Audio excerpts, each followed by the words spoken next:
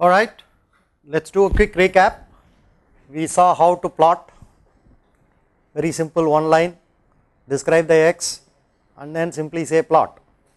We saw how to add some extra fittings to the plots like title, x axis, y axis labels. We could change the color of the plot, we could change the thickness of the line of the plot, we could also add some annotations to inside the plots. Then we closed around the idea of interactive sessions, commands being available to us in a history and the ability to selectively save them into a script and run the script. That last part probably went away a little fast, so let us do it again. We saved it, then we run -i. You will see the difference this time is the plot is not automatically shown. That is for a reason. When you interactively do anything, it is assumed that you want to see the result. When you run a script, it is assumed whatever you want to do, you will make it part of the script. So there is a show command which you need to run in order to see the output. So you can put the show command inside the script itself, but that is a very unlikely thing. That is not, because the scripts by definition are not used for interactive work. Scripts are used to routinely get the thing done without having to go through step by step. Alright, like I said before we broke, you rarely just want to show a plot, a chart on the screen and leave it with that. You want to save it into a picture, paste it into a report and do something along those lines. For that we need the save fig command. Let us use it again and see.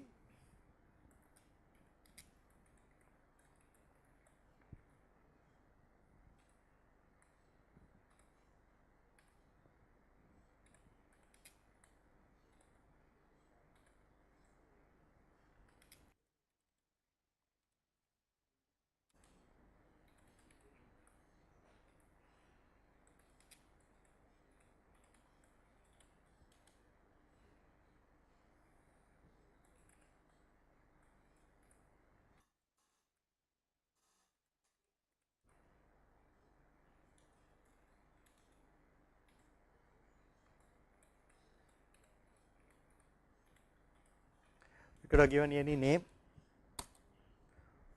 The type of the file is decided by the extension you give. Save fig can save it as PNG, PDF, PS, EPS. Since we have done some LaTeX, EPS files are the easiest to embed inside LaTeX. You can see there is a file sign.png here. So that file would be in your system also if you have saved it. Identify the default location where it saves. It will save in the current directory. You can of course specify a path and make it save somewhere else.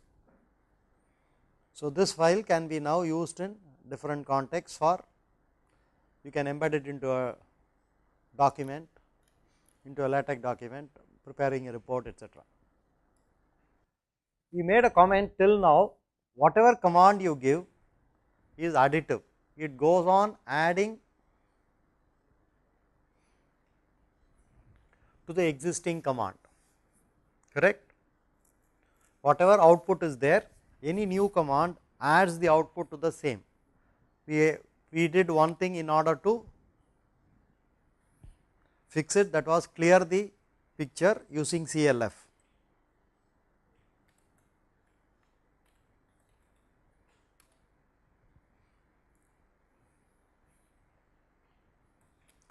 Let us take a slightly bad example so that we can understand what point we are trying to make. So what is this linspace all about? Starting from 0 to 50, 10 points.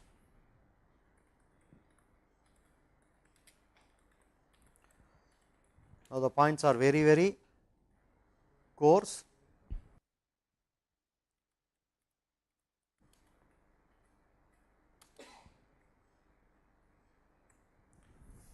As you can see, it is a very funny sine curve, because the number of points we have chosen are very very small. So, it does not come out as smooth as we should we normally should get. Now, let us change it to, instead of 10 points, we will change it to 500. So, it will be lot more points, lot smoother.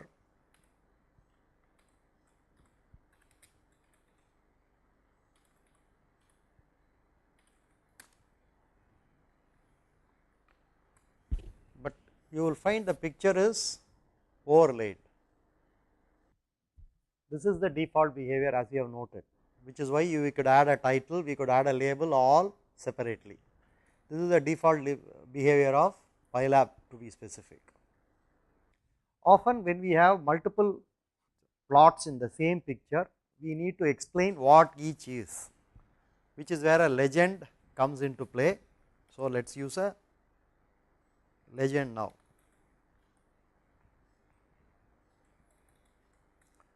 As you notice, it is almost always almost English commands. Title gives you a title and so on.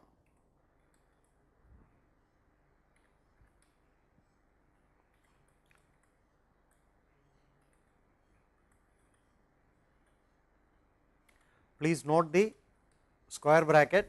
Why is it required? We already know square bracket is a list. Since a legend has to be a list, because there are multiple lines, for each one of them there is to be a legend. So, it is a list,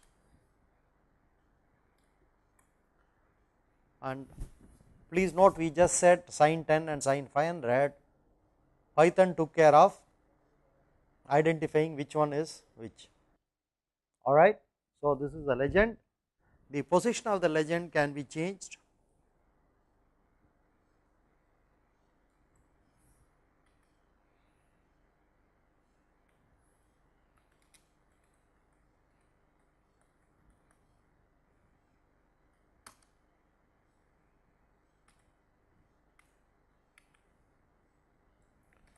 Sorry, I did not give the center in quotes.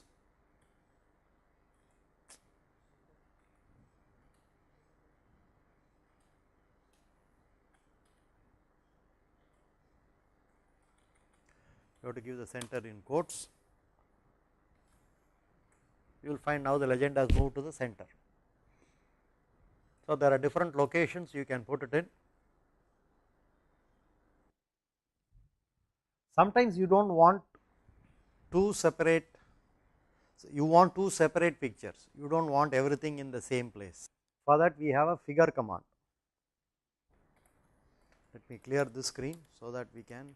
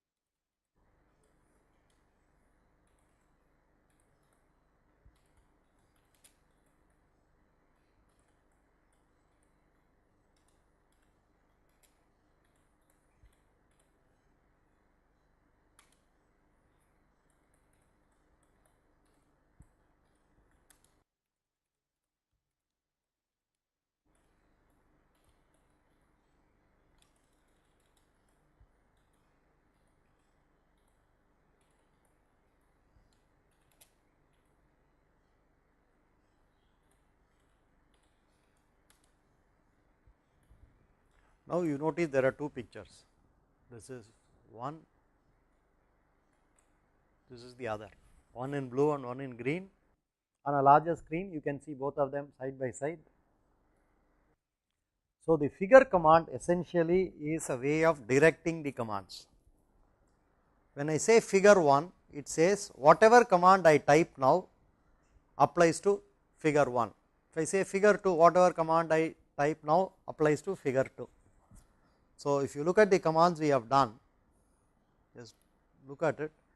So, figure 1 plot x comma sin x b, figure 2 plot x comma cos x g. So, this directed it. So, anything else I do, for example, I put a title here, it will apply to figure 2.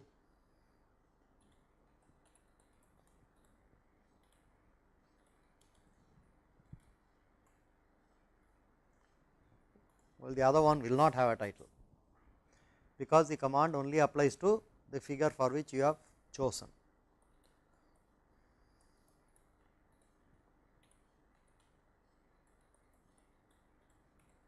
That even includes the save fig command.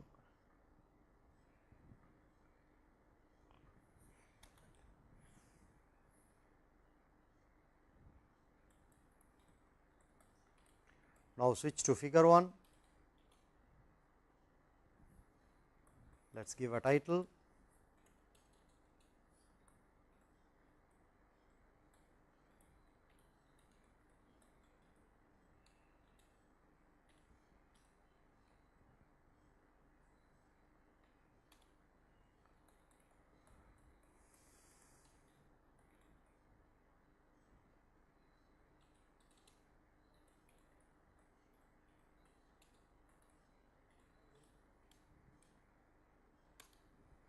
The close command will close the figure. Now, you can see there is only one picture, there is not any. The second one is not there because it has been closed.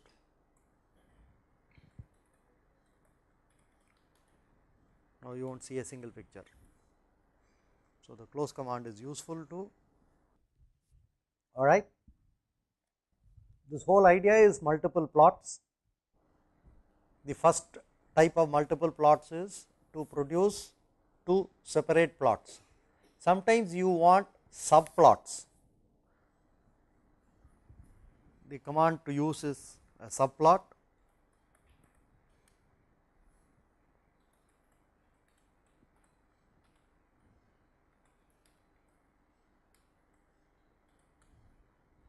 As you can see, it says 2 rows 1 column, plot number 1 to be accessed.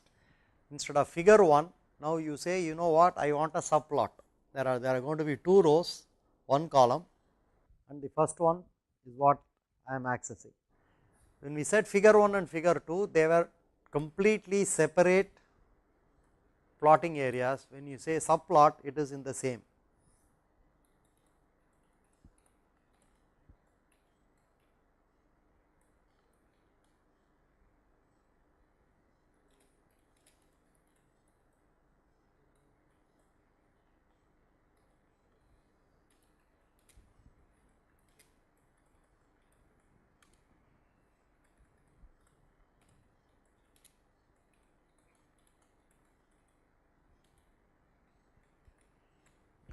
As you can see, this is the idea of a subplot.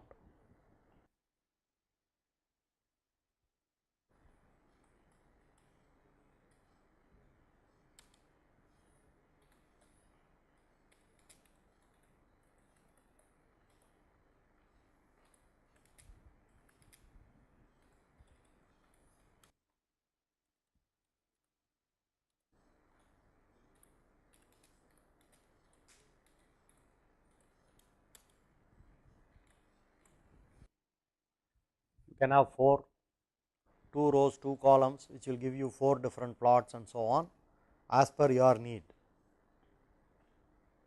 Subplots are very useful. The idea is you want to show in one area 2 different behaviors rather than putting into the same plot. All right. Now, let us get into the next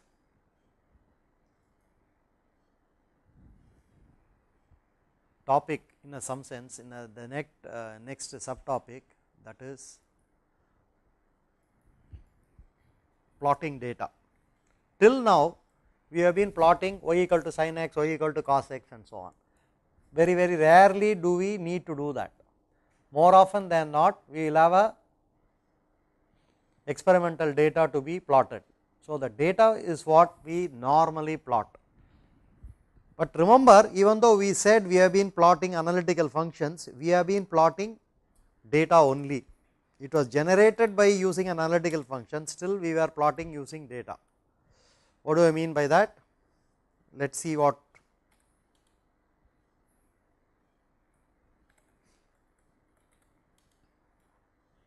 You remember P is our linspace,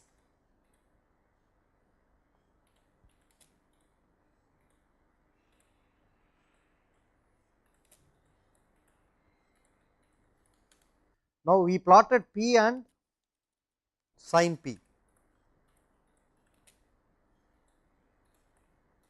but when we type sin P, what actually is produced?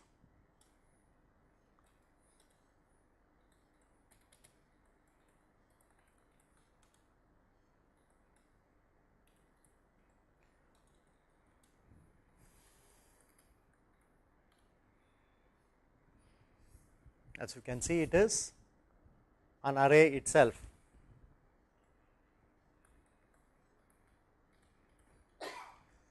So, the type of sin P is also the same as P, it is an array. So, in a sense we have been plotting data, even though we have looked like plotting analytical functions, but we are going to actually look at something compared to such generated data. We are going to plot more experimental data. There is a file called primes.txt, which is part of the content you should have. Yes, it is part of the test underscore files you should have downloaded. There is a file called primes.txt. Let us look at what is there in it. It is there here, Srikanth. This is what you should see in the file 2357. All the primes below 100 is stored in that file. Now, this is typical for any data you want to work with. There are many ways of taking the data in, but the best and the fastest is using the function called load text. It is very powerful.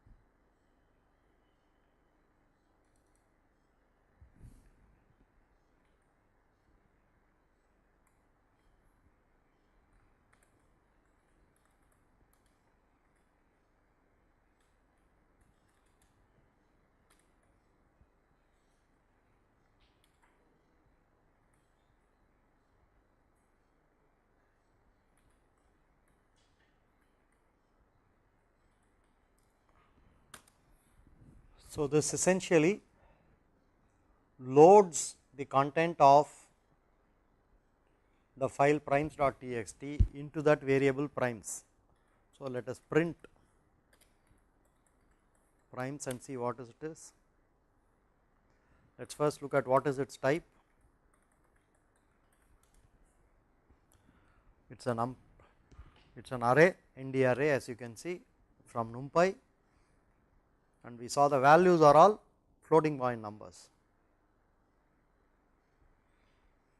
which is a characteristic of all computational things. Anything is deemed to be a floating point number only.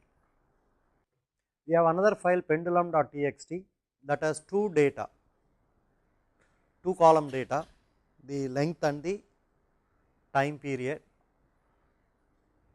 When you are going to load such data, it should be ensured that both columns have the same number of items.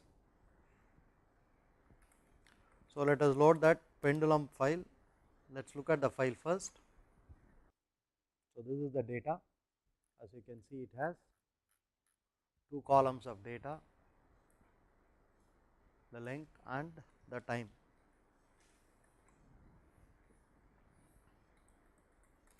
Let us load this.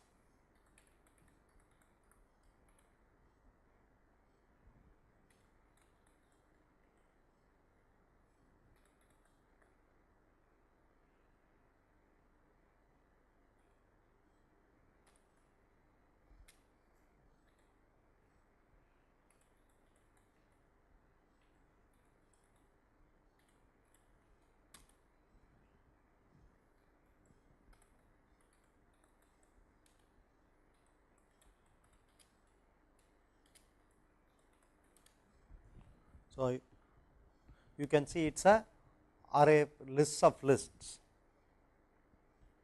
It has like more complex structure than the first one. You can see the two brackets. So, it is a list of lists, each list containing the two data in the column in the each line of the file. Okay. Instead of storing in a list of lists, you can store it in two separate variables by using the unpack directive. Let us do that next. I can say instead of getting a pend array, I should get two variables L and T. I want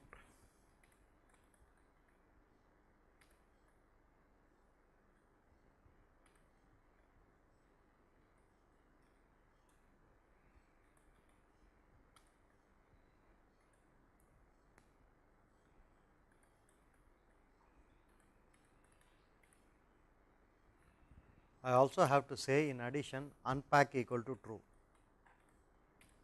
That is when it will return two things rather than one list. This is the command I used. Now, you can look at L and T separately.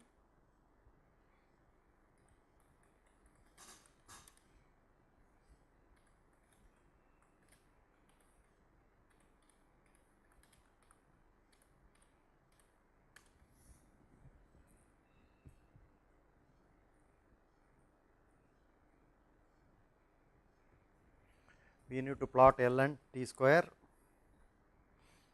There is a function called square. We can use that straight away.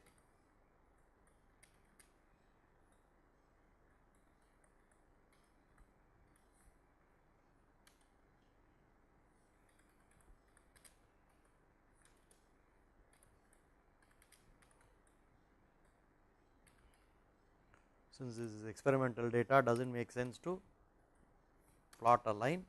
We will instead plot with dots. You should get something like this. Try it out. I will give you a couple of minutes. Try out and see that you get this sort of a chart. Please note, if you just plotted, you will get a slightly useless curve. So, a curve is not really useful for experimental data. Very rarely is a curve useful for experimental data. So, you are almost always better off starting with a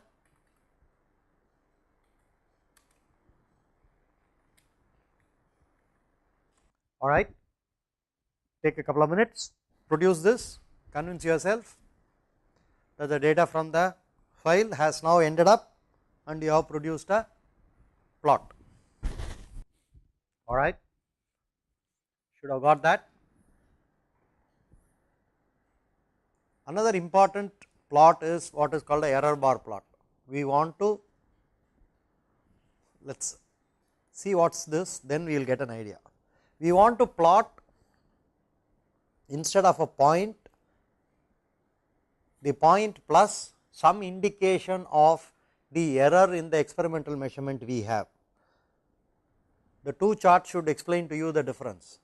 The one we did has simply dots, the one on the screen shows that there is a certain error in each of the measurements. The estimated error should also be shown. So, how do we produce this sort of a chart? Like I have said earlier, Python, the commands are simply English variable, English names, that is all.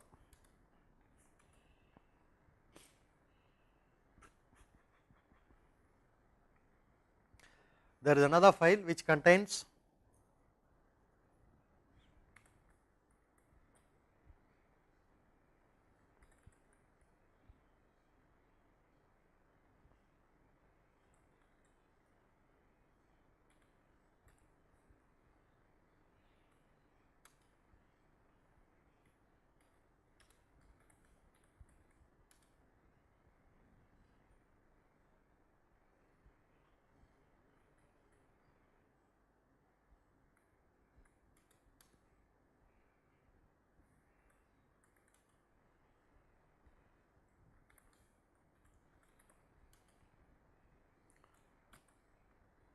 so it contains the L values and the T values and the estimated errors in the L values and the T values. So, we are now loading this file which has 4 columns.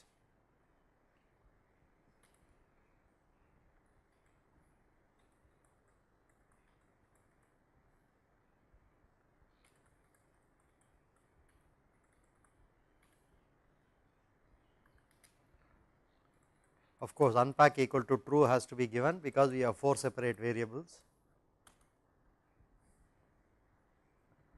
Then the rest of the plotting proceeds as before. We generate TSQ. Instead of just plotting, earlier we said plot L versus TSQ, instead we say error bar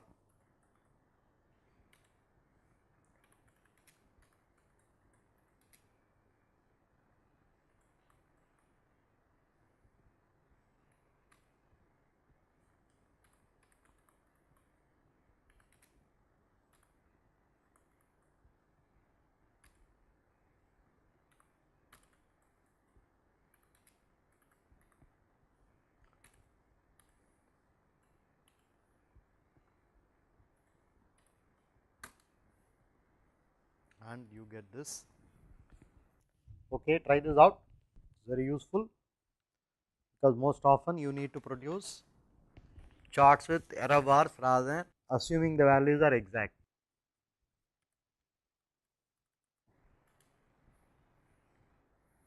Okay, if you have done,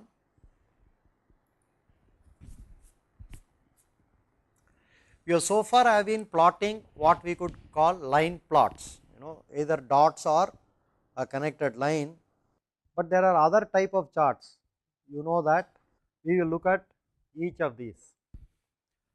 Alright, one of the questions asked, I think it is from Rajalakshmi Chennai, is how to load string data. You are just now seeing the how to load data and specify a type in the scatter plot. So, you can make a guess from that, make a guess. D type equal to type, int is the one for converting it into an integer, but you should remember very rarely you need to load string data because you are not going to be doing any manipulation, any arithmetic, or you can't really plot string data.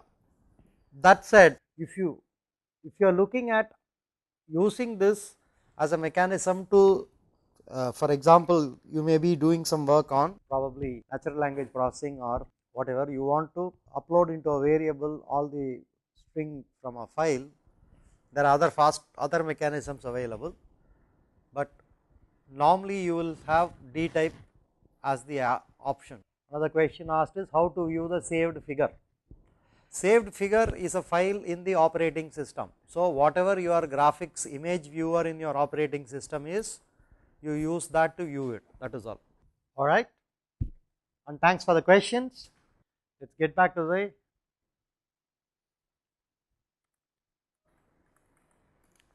typing in the wrong.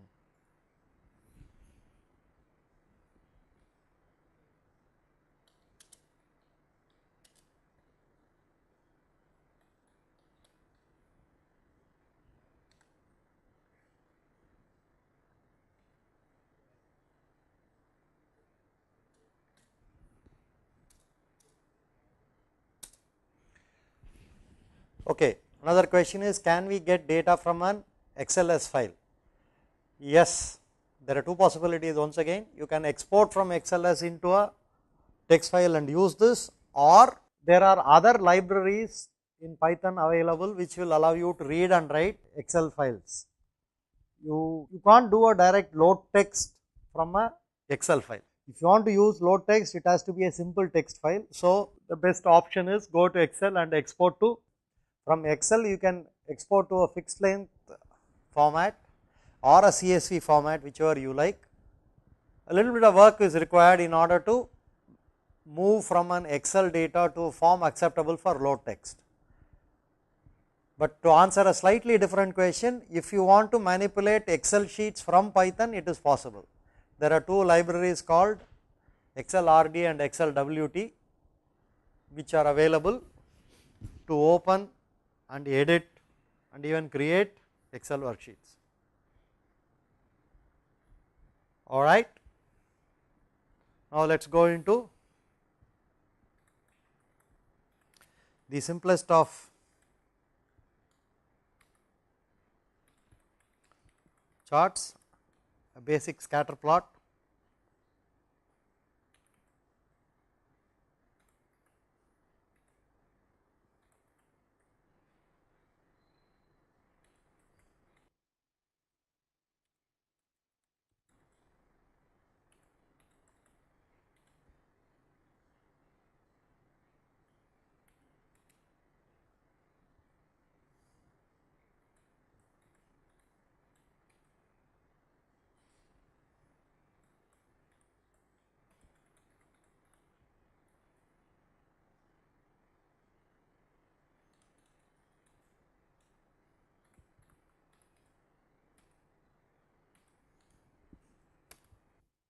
Now if you look at here, you will see it is all integers.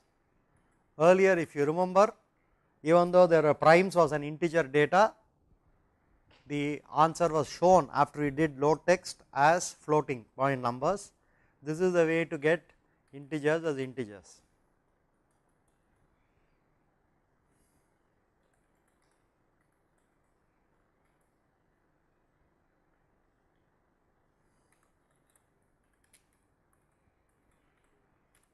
Scatter chart, easiest. So this is what is called a scatter chart.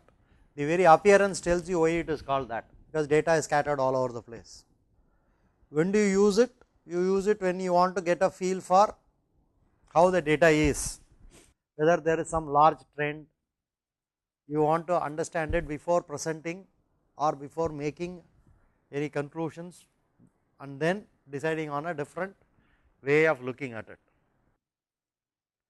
So this is what we should have got. Okay, we can create different type of charts. A pie chart is not the most appropriate for this, but we will just try to see how to generate one. Once again, in Python, its simplicity itself, just type pi. But like I said, this is not the most appropriate use of a pie chart in this particular case. A bar chart is more appropriate. When you have a time series, a bar chart is more appropriate.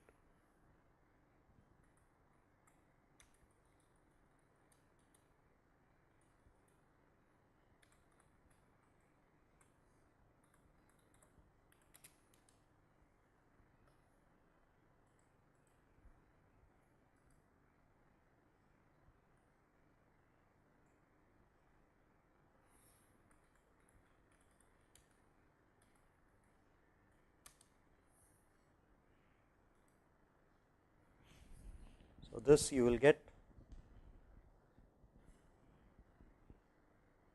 Once again, note the very simple direct bar for a bar chart, pi for a pie chart. Python has always aimed at being a very readable and a easy to use language.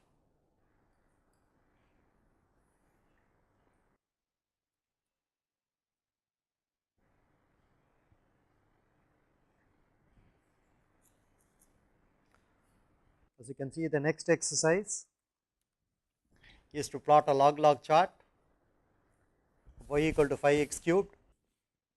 If you are connected online, you can look at matplotlib, because matplotlib is the underlying engine which Pylab is using for generating all those graphs and charts. Matplotlib's power we have not even scratched. It is a hugely powerful package.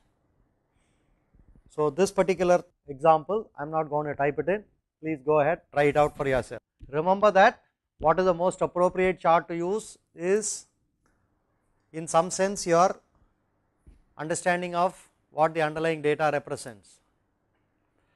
Once again, remember we are using analytical functions like y equal to 5x cubed here, but in real life you are going to x and y will come from a data measurement data, and that would be most probably coming via a low text type of a command. Here we are trying to understand the log, that is all. So, we are using a simple analytical function, but it is very unlikely you will be doing log of analytical functions.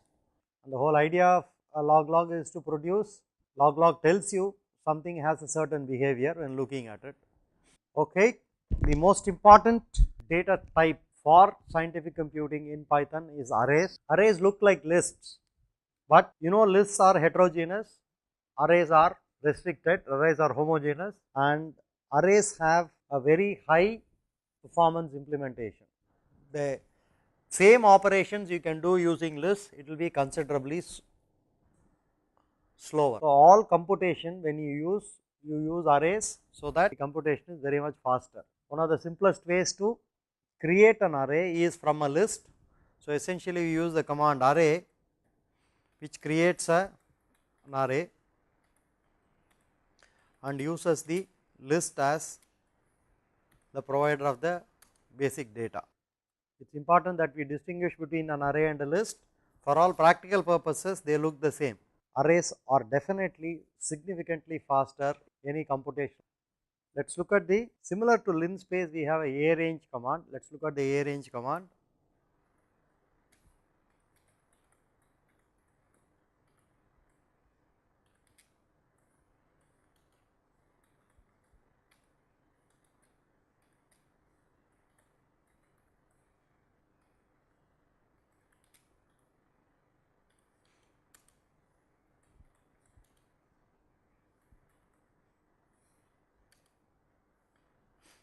As you can see, the arrange command gives you, does not include the last element as before.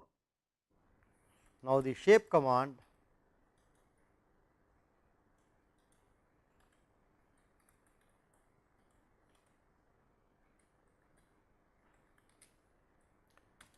so instead of single set of 8 elements, we say it is a 2 by 4 array. You can see what happened before and after the shape command. Before the shape command, AR2 was a single array, one dimensional array. Now, AR2 dot shape, we said no, we do not want to treat it as one list of 8 elements, we want it to be treated as 2 lists of 4 elements, and we got this. Let us try another example.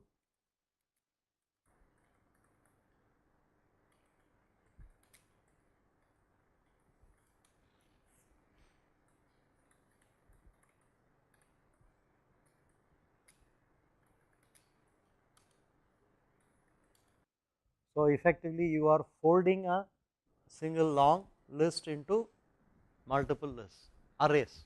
Once again, this is useful if you are going to be reading a multidimensional array from a file. A file is by definition unidimensional, you can read it in and then get it to the shape you want. Okay. Now, let us look at some special ways to get some special arrays.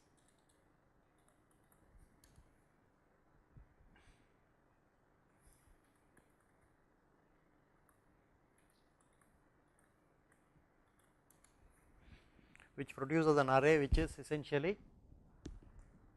we know what it is, I am sure, it is essentially the identity matrix.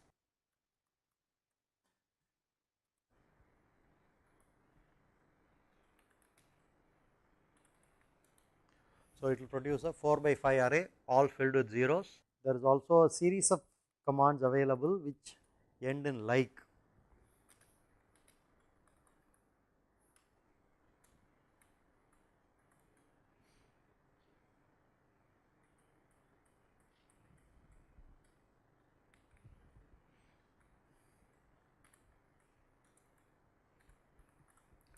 Remember our old friend A3. Now, I can say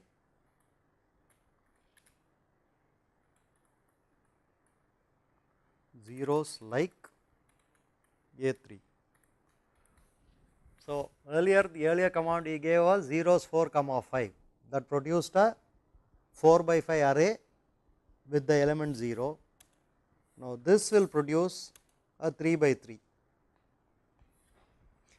That is what the idea of a zeros like is. You do not have to specify the dimensions, instead you give an actual array with the dimensions you want, and zeros like will produce an array where all the elements of 0, its shape will be the same as the argument given. And if you also notice, the D type, the data type is also same as the original.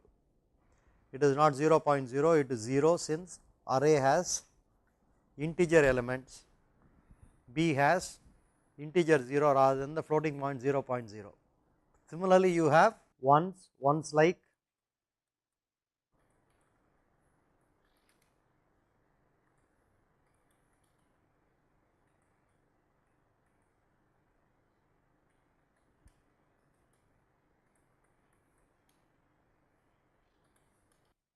these are useful in many contexts. We will see that how useful they are shortly.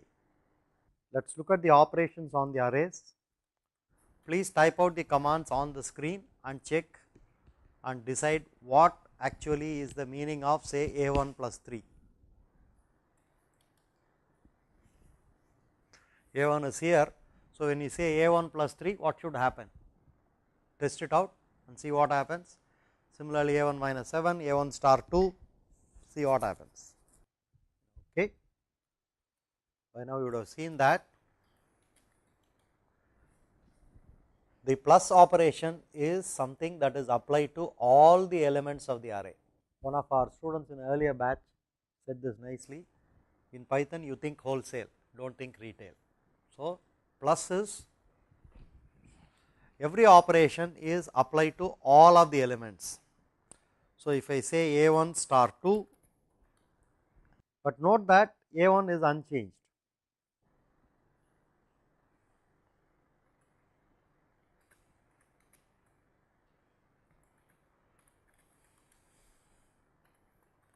It returns a new array, A1 remains unchanged. So, you want to capture it, you have to store it in another. Try out the operations also and see what happens.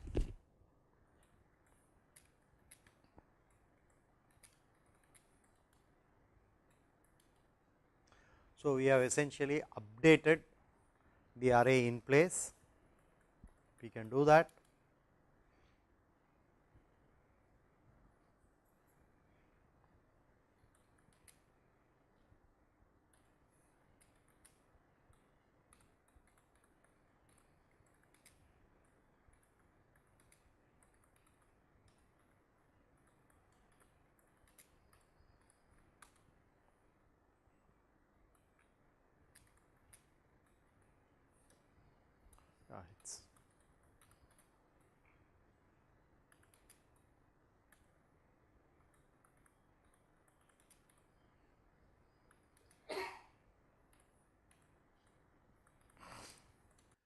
You see a type called int32.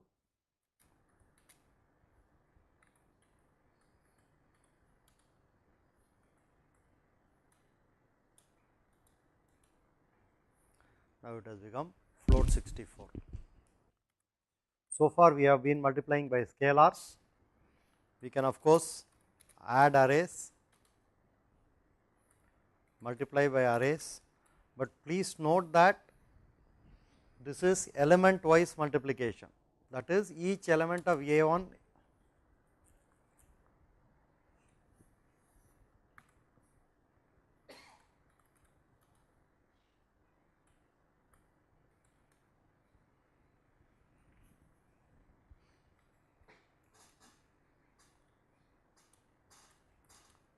each element of A1 is multiplied by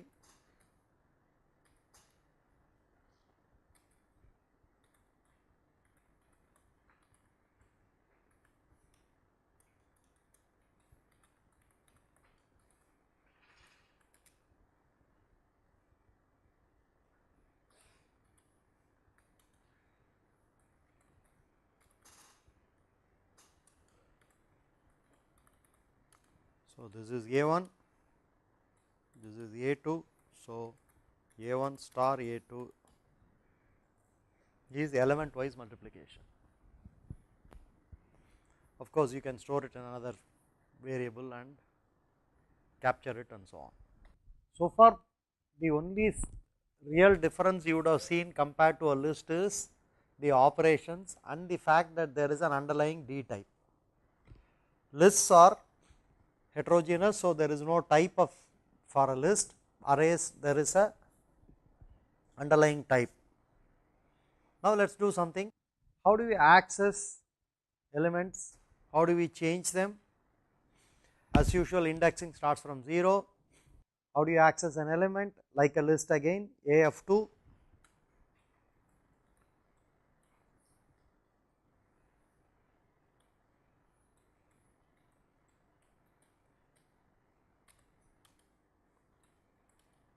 Same for 2-dimensional arrays.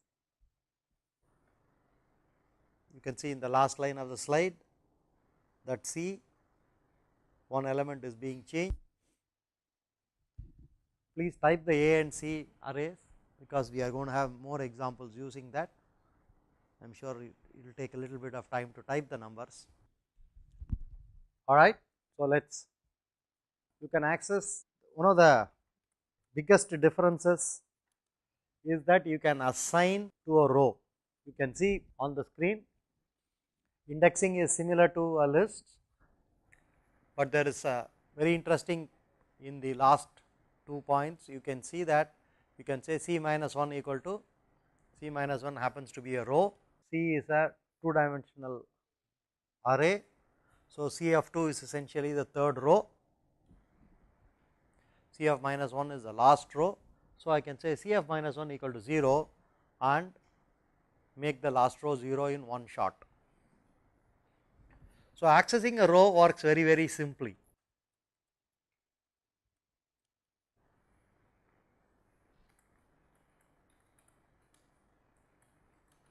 Accessing a row is very simple.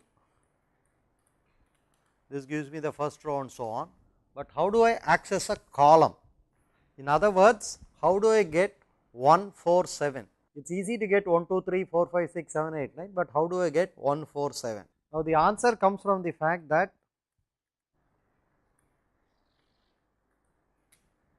you need 2 indices to access an individual element.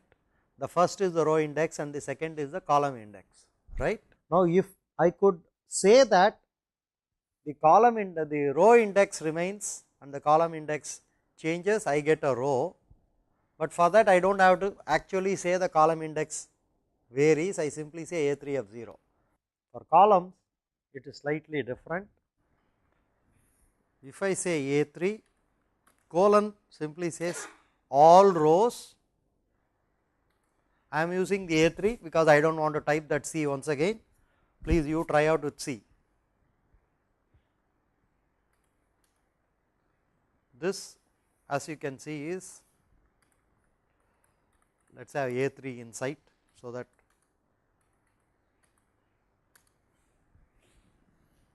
the last column is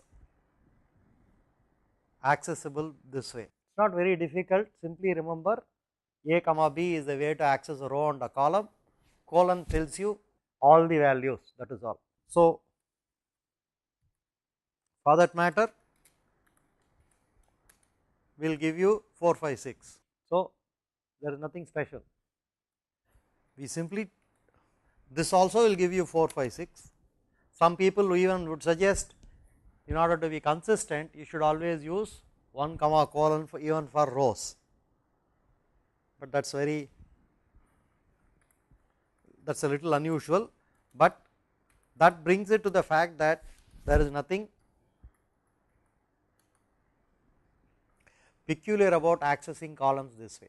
Rows and columns are both accessed by saying give me a column number, allow the row number to vary completely, that gives me a column. Give me a row number and give me all the columns in that row, gives me a row. So, both of which are on the screen, you can see that. Once again, we can assign all the elements in a column to a single value by using this notation.